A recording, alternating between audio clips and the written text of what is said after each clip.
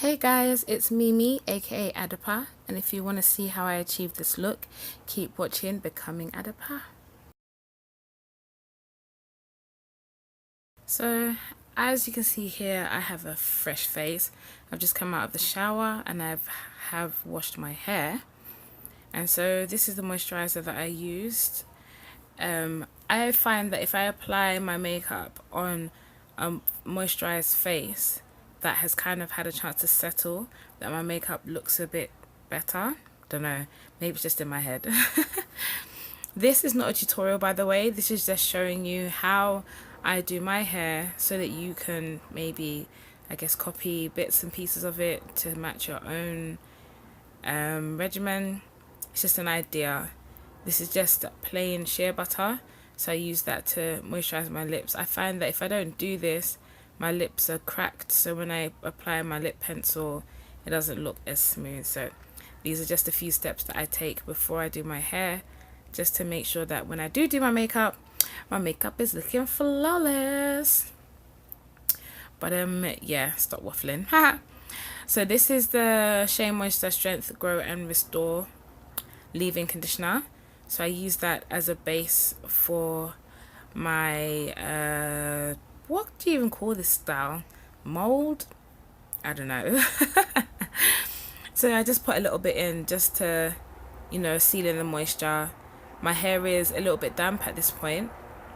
It's not wet because it would just take forever to dry if I did it that way. So this is just to add a little bit more moisture to my hair. I literally use like 10p piece or maybe a quarter size, and it's not a thick quarter size, like a little quarter size. And this is the gel that I use. I found this gel in Amsterdam. I don't know if you can get it in the UK. If you can, I'll put a link in the description box for your information. Now, one thing I've noticed about this style is that the more detangled your hair is, the easier it is going to be to achieve this look, and the nicer it will look as well. It makes it easy when you're applying the gel, and you will see later on what I mean when your hair is already detangled. So here I'm just combing. I'm sure everyone knows how to comb their hair. Please, like I said, this is not a tutorial. I know I'm using a fine tooth comb, but that's because I didn't have any other tools to hand. I normally used a paddle brush, like a mini paddle brush to detangle, and a slick brush to help to spread the gel, but this time I didn't have it. And the results came out quite good actually, I think. Here I'm just trying to part my hair to see where exactly I want to keep my part.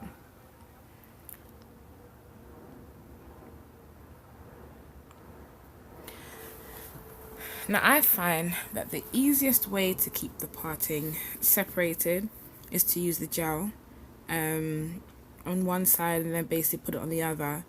That's the way I found it easiest to work.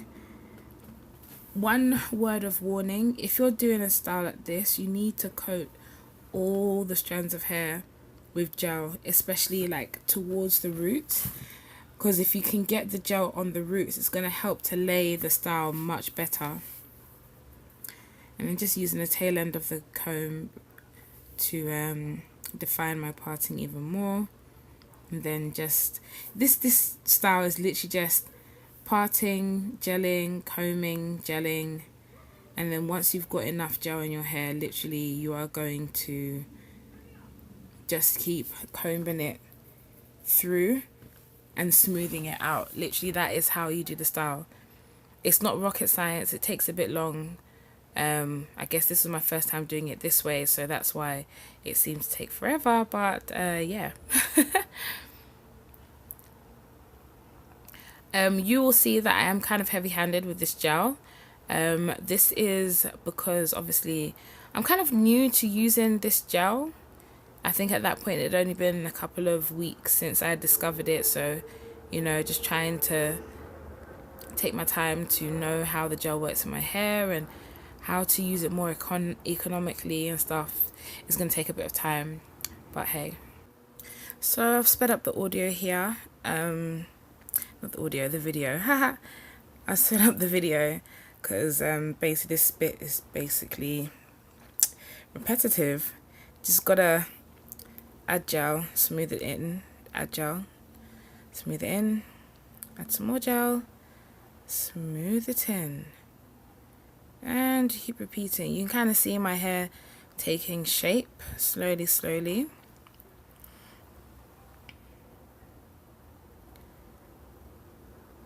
So, you know, just kind of feeling for the bits that seem a bit dry. And yeah. So at this point, you're going to take your comb and you're going to start combing through your hair. Now, as you're combing through, you kind of have to do it in a way that's going to encourage your hair to lay down. So you kind of, I don't know how to explain it, you kind of scoop the hair, you put the hair comb in and you kind of let it slide in a downwards motion towards your scalp kind of thing, and then just reapply the gel that comes off in the comb in the area that you took it from, and that way, you know, it will basically be smooth. It'll basically eventually get smooth. My description of things is so terrible. Better get used to it, eh? So yeah, like I said, combing and smoothing and combing and smoothing, and then more combing and smoothing. Literally more and more combing and smoothing.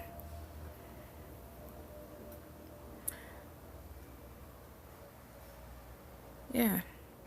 So at this point, I kind of decided that I wanted to extend the parting. One thing I would say is that this style never comes out the same way twice, and it's always going to be different. Some people are able to get it perfect every time. I've never had two styles exactly the same, but essentially the way you part it determines, you know, exactly what the style's going to look like and all that kind of stuff. So just play around with it, to be honest. There's no hard and fast rule about how to do this. You just gotta just keep combing and smoothing. Oh, combing and smoothing.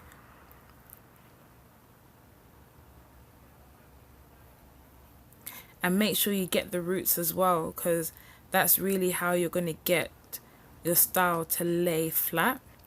If you comb right down to the roots and catch all the roots in the comb as well, it's going to help you in the long run.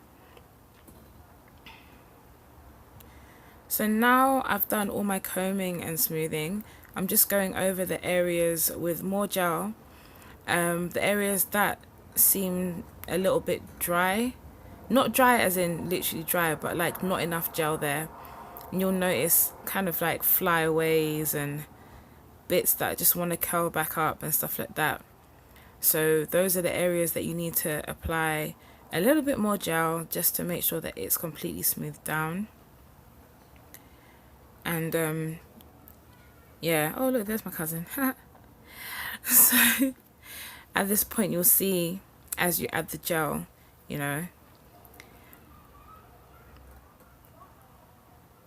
oh, she's just saying hey Terry.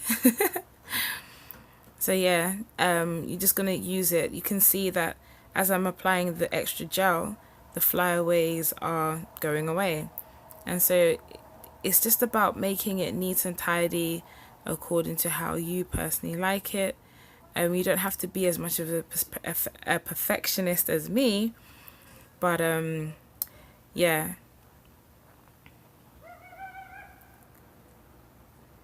So at this point, you're going to need your do-rag or your headscarf. I find that a do-rag works better because it seems to hug your head. Okay, do not make the mistake I did the first time I got a do-rag. There are two sides. There's the smooth side. You flip it so the smooth side is on the inside and the seam is on the outside. Otherwise, what you're going to have is a big dirty line down the middle of your head that you cannot get out because your hair is set. And it is very annoying, I tell ya. So yeah, you just put on the do-rag like so. You make sure the flap is down and then you tie on top of the flap. My sideburns don't go inside the do-rag, which is very annoying. But then if you can position it well, you'd be able to cover as much as possible. And then just twist and tuck the tail. Et voila, you're done. Stay tuned for the next episode where I do my makeup. Don't forget to rate, comment, and subscribe. Until next time, smooches.